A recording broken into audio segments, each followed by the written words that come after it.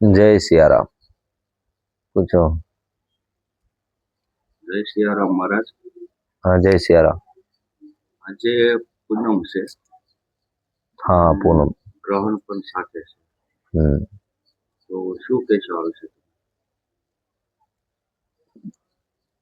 આજે પૂર્ણિમા છે, ગ્રહણ પણ છે. ગ્રહણ આપણે અહીંયા તો દેખાવાના નથી, બરોબર, પણ તકેદારીના ભાગરૂપે જે ધાર્મિક સ્થળ હોય છે ત્યાં પૂંજાનો નિષેધ કરે છે અને ભોગ લગાવાતો નથી. પછી મૂર્તિને સ્વચ્છ વસ્ત્ર દ્વારા ઢાંકી દેવામાં આવે છે અને જ્યારે ગ્રહણ કાળ સમાપ્ત થાય ત્યારે શુદ્ધ જળથી મૂર્તિથી માંડીને તમામ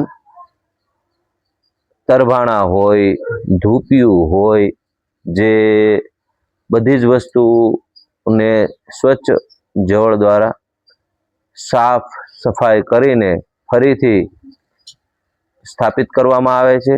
અને એ સમયકાળની અંદર ભોજન વર્જિત છે, એ સમયકાળની અંદર પૂજા પણ વર્જિત છે.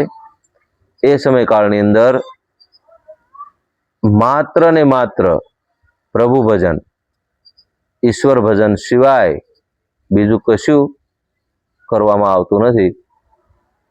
ન તો શયન કરવામાં આવે છે, ન તો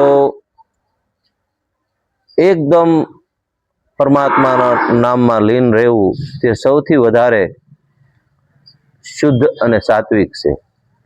ગ્રહણ કાળનો સમય જ્યારે સમાપ્ત થાય, સમાપ્ત થયા પછી પોતાના નિજ મંદિરને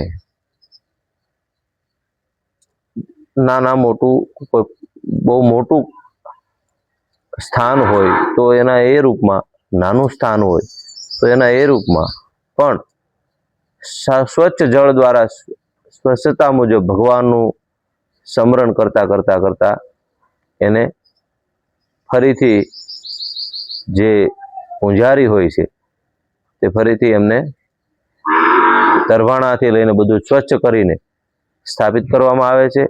અને ખાસ તો ગ્રહણ સમયમાં ભોજન ના લેવું જોઈએ. ગ્રહણ સમયકાળમાં જળ પણ નથી પીતા અને સતત પરમાત્માના ભજનમાં સ્થિત અને લીન રહે છે.